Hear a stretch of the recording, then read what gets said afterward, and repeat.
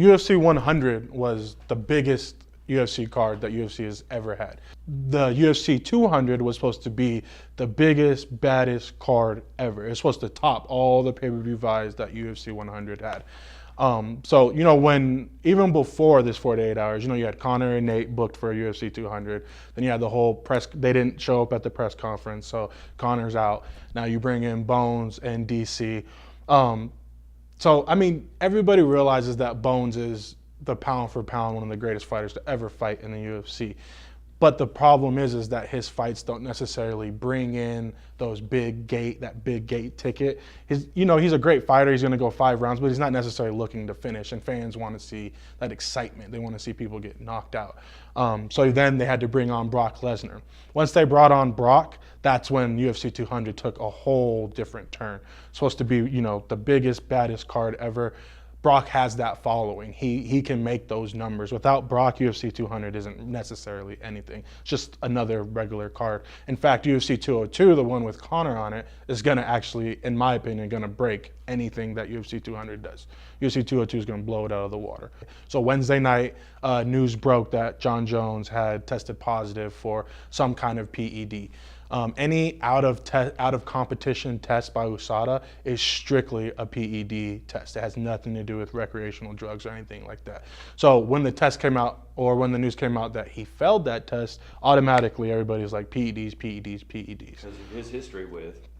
Exactly, with other drugs and whatsoever. Yeah, and that's a great point. As you know, a couple years ago, he tested positive for cocaine before the fight. Everybody wanted to know why they even let him fight to begin with.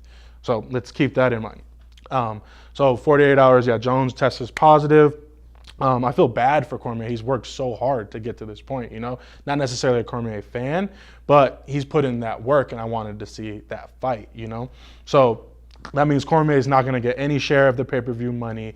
He's put up money to have his training camp, to have all his coaches come in, bring in top flight fighters so that he can prepare for the best. Basically gets washed down the drain.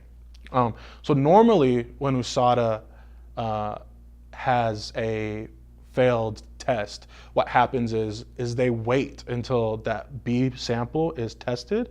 Then they break the news, yeah, he tested positive. They don't necessarily say what he tested positive for, but they wait till that B sample is also tested. Well, in this case, Jones, after the A test was tested positive back in June 16th, I think was the date. They called Dana White as soon as it happened. My opinion, and again, this is just my opinion just from sports, is that they didn't want what happened with the cocaine test to happen again. They know Jones is going to beat Cormier. Dana White knows Jones is going to beat Cormier. So to hear, like, okay, I tested positive for a performance-enhancing drug means you had help to win the fight. Regardless of what the drug was, you had some kind of help to win the fight. Now that fight is basically an asterisk. So you have to go through the hoopla of doing it again. UFC doesn't want to do all that, So they just pulled him from the card just like that. And I don't have any problem with him being pulled from the card, Right. So, but I think it was a shock to everybody, and especially. Oh yeah. Put yourself in Dana's shoes. What must that have been like for him to see this whole thing, the main fight, crumble under his feet? Definitely. Within 3 days of the fight. Definitely. And Dana White, in the UFC, they put up all this money for promotions and marketing and just all the press conferences that these guys had to do, and it's basically washed down the drain 3 days before the fight because of a positive test. And so we don't know what Jones was taking. Any kind of supplement has traces of steroids in it, and USADA is so picky about what you can put in your body. And sometimes they don't even say you can't put it in your body. Look at Yoel Romero. He tested positive for a banned substance, wasn't even on the list. Now, who knows what's going to happen with him? They can't suspend him for that particular banned substance for being on the list. They can't suspend him for that. So who knows? Jones has just got to go through the appeal process. And, if he's found guilty, it could be 2 years. 2 years, and we'll never see Bones. And, he came on his press conference and he said he's not going to quit even if it is a 2-year ban. But that means we're not going to see Bones in his prime. And that's, that sucks. That sucks. As a UFC fan, as a fighting fan, that sucks. Yep. And so Back to the timeline of the 48 hours. So Bones is out. Cormier, he's just distraught. He wants to fight. So Dana White, he's working, trying to find a fight. He's got all these guys calling him to get on UFC 200. They want a piece of that money, regardless of the fight. They want that money. And so it was interesting to me that it was actually Anderson Silva that was going to be that fight, I mean, the guy is coming off of, 2 straight losses now?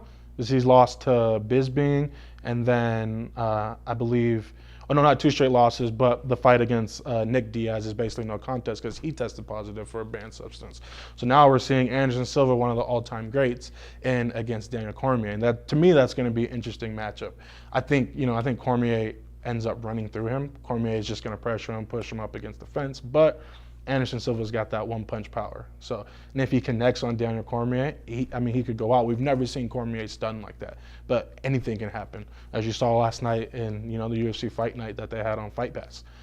Rafael Dos Anjos knocked out by Eddie Alvarez. Eddie Alvarez, Bellator champ. Now he's the he's the welterweight or lightweight champ of the UFC now. So that opens up all these different storylines that are going to happen now, and I'm really, really excited. Really excited.